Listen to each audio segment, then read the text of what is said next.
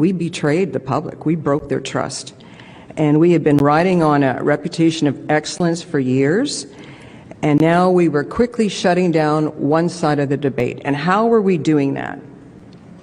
We branded the doctors and the experts the CBC chose that we used in our stories. We branded them as competent and trustworthy, and those who questioned and challenged the narrative were portrayed as dangerous and spreading disinformation.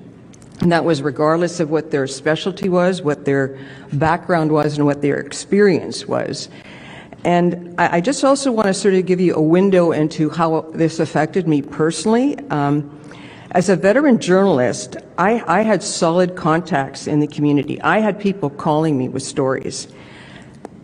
So I was seeing and I was hearing and I was absorbing all their stories of suffering and pain, and they were sharing them with me, and these stories weren't being told. Some of those were from the vaccine injured. Some were from people who had lost their job because of their vaccination status. Those whose families had been blown apart and they'd been ostracized. University students who were depressed over repeated lockdowns and mandates, and parents who were calling me that were agonizing on whether they should vaccinate their child or not.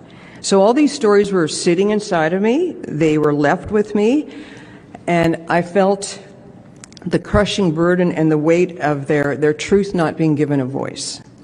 And it affected my well-being because these people trusted me, and I felt I had failed them and I had let them down. It was like I had failed these people as a journalist to give voice to their truth. So I had witnessed in a very short time the collapse of journalism, news gathering, investigative reporting, and the way I saw it is that we were in fact pushing propaganda.